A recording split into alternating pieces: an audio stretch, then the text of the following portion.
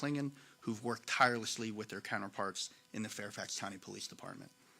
I know that you will have many questions, but I want to caution you that I can't speak much further on specifics, as it is a pending matter, and no one at this podium today wants to do anything that will risk prejudicing a future jury. But suffice to say, we're extremely pleased that we've been able to bring this indictment, as this case has weighed heavily not only on the minds of the chief and I, but on the minds of our community. I hope that the family, friends, and loved ones of Christine and Joseph can find some solace in the knowledge that we're pursuing justice for them. Chief Davis? Thank you, Mr. Toscano, and good evening.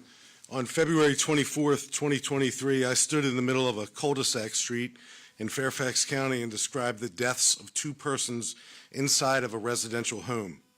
Now, 570 days later, we know the deaths of Joseph Ryan and Christine Banfield are both, in fact, murders.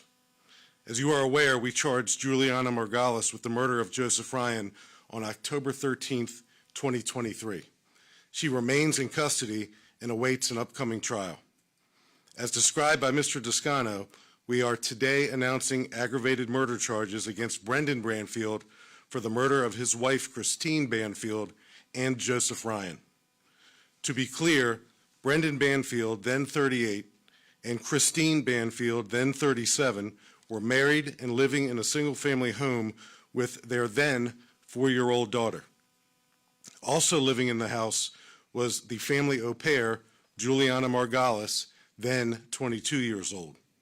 Joseph Ryan, then 39 years old, lived in Springfield, Virginia at the time of his murder inside the Banfield home. Fairfax County police officers responded to a 911 call from within the home on February 24th, 2023. In an upstairs bedroom, we found Joseph Ryan deceased as a result of gunshot wounds and found Christine Banfield suffering from stab wounds. Christine was transported to a local hospital and pronounced dead. We recovered 2 firearms and a knife. We know Brendan Banfield and Juliana Margalis, the family au pair, were involved in a romantic relationship at the time of the murders. I will not describe our victim Joseph Ryan's relationship with anyone involved in the case at the moment because this investigation continues. And like any criminal investigation, our probing of the facts does not end when an arrest is made. This much is clear. We have evidence to now allege that Christine Banfield's life was unlawfully taken and Joseph Ryan's life was unlawfully taken. We are very limited, as Mr. Toscano stated, in providing additional details to your many inevitable questions this evening. We will not try this case in a news conference, nor will we compromise the integrity of our ongoing probe and investigation. The detectives, prosecutors, and victim services specialists who still work tirelessly on this case know who they are. To the Benson and Ryan families, a special thank you for your patience and trust. And now we will do our best to take some of your questions. Yes, sir. Chief, could you illuminate at all, or could the Commonwealth State's Attorney on the new information that we received? We could probably, I'll give that to you. Yeah, I appreciate that. This is slide. That's sliding off. I will be honest, I anticipated that question, and I wish I could give you that information. But I feel like that would compromise what we're trying to do here going forward. All I can tell you is that we did get new information due to the great work of the Fairfax County Police Department, and that information was very instrumental in getting today's indictment. But as to what that is, that'll come out in trial. Two questions, which either one of you feel free to answer. First one is just which district circuit court will the suspect be in? And then the second question is just working so closely on this case for the past 570 days, as you both said, what does it feel like to now have a second arrest and what you can now determine as 2 murders?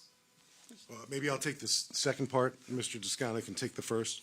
This isn't over. We're not spiking the football. We're not celebrating. We're still in the midst of this journey within our criminal justice system and the families that are involved. But certainly the The progress of this case over 570 days has been a result of the relentless work of prosecutors and detectives and crime scene detectives and victim services specialists, and the families have been unbelievably helpful and patient and trustworthy of both of our offices and the people doing this hard work. So we're not done, and there's a lot of work to do.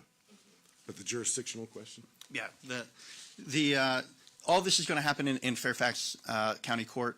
We anticipate that Mr. Banfield will get arraigned later this week in Fairfax County General District Court, and his trial will be taking place in Fairfax County Circuit Court. And to reiterate what the chief said, we're not finished yet. We still know we have more work to do, but I can tell you that this case has been something that's been on my mind. I know it's been on the chief's mind, my prosecutor's minds, since the day it happened. We've had meetings, discussions every week, and it's probably a day hasn't gone by that I haven't thought about the victims in this case. And I'm just glad that we're able to get to the point where we are now, where we have these multiple indictments, but we know that there's work ahead. Yes, ma'am. Katie. Can you elaborate on what's happening at the home of the Banfield home as we speak? I know there's possibly a SWAT team, other police officers blocking off that area. Can you Yeah. elaborate what's going on there? We are executing a search warrant at his home. I'm not sure if that is still ongoing. I know that happened some time within the last couple of hours, but as a matter of routine in investigations of this nature, it's not abnormal to conduct a follow-up search warrant for additional evidence. That's why we're at the Banfield home right now, Katie. Yes, sir. You mentioned the Banfields had a then 4-year-old daughter. Could you describe kind of what the last couple of years have been like for her care and where she is now, if she's taken care of? She's okay? Yeah, she's okay, but out of respect for the families, and she's still a little girl, we're not going to go into what life is like for her, because people who care about her are ensuring that she is taken care of. Certainly, it's probably not an easy thing for any family to go through, but the right people are involved to make sure that she's taken care of. Yes, sir. Sir, given that, this has been a very puzzling double homicide for the public to ingest, and given that you say you can't shed any more light on it, is it safe to say that you totally understand now what transpired in the home that February day with this new information and with this indictment? Well, I've been exposed to a lot of homicide investigations throughout my career. And I wish I weren't in a position to say that, but I have been. Certainly, and I think I shared this the day of the murder on February 24th, 2023. I suspected, I had a feeling that there was a lot more to what met the eye that morning. And certainly, it has taken a road 570 days later where we are finally in a position to announce that 2 persons are being charged and held responsible and introduced to our criminal justice system for these 2 murders. So I'm not going to characterize my opinions about the evidence other than to describe the evidence exists in abundance to give us probable cause to bring these charges forward. And it's digital evidence, it's physical evidence, it's forensics evidence, it's circumstantial evidence. The detectives, the prosecutors have worked meticulously to ensure that every T is crossed and every I is dotted, but the work still goes on. Sir, just a follow-up question on Katie's point. I apologize if I missed this, but can you confirm if Mr. Banfield has been living in the home this whole time? I believe he has. Olivia. I know there were 4, if I'm correct, aggravated murder charges. Can you explain the nuance there? I know there's 2 people.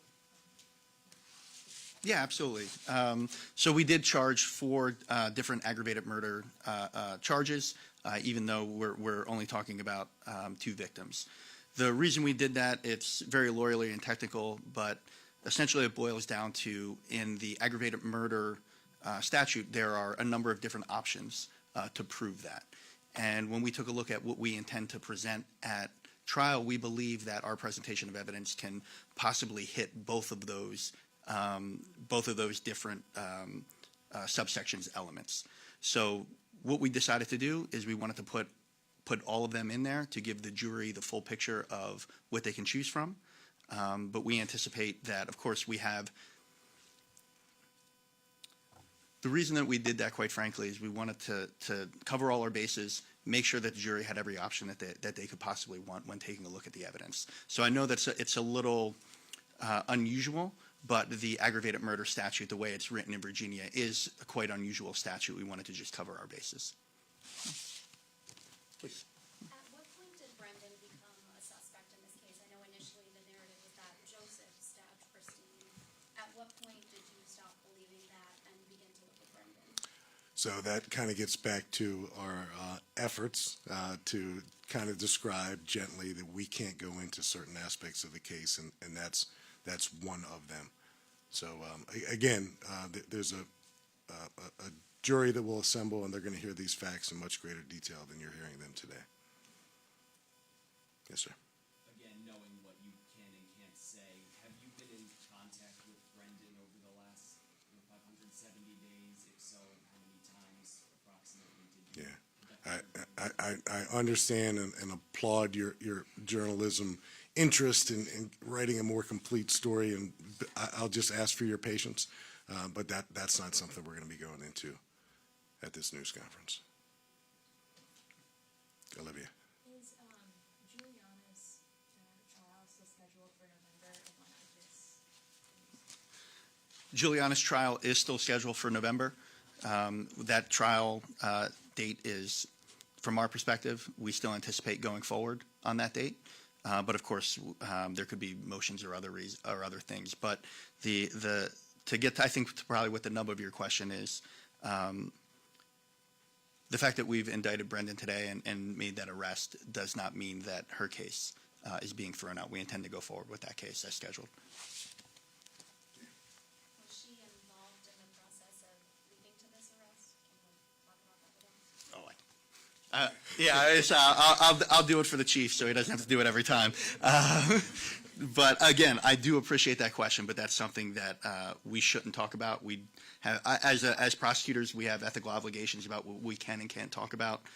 Trying to prejudice the jury would be something that could put the entire case at risk, and we don't want to do it.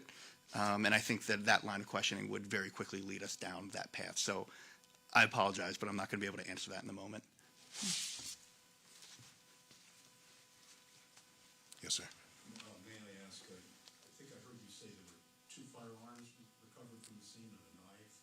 Is that new information? Can you say that both the guns were discharged?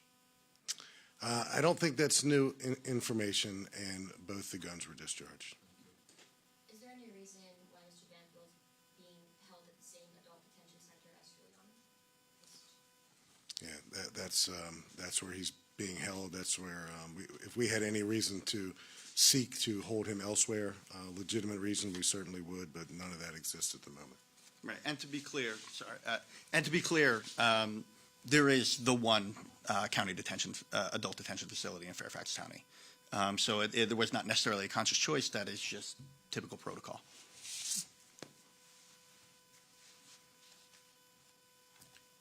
Okay, I've never had to call on Jackie Benson or Sierra Fox. Anything else?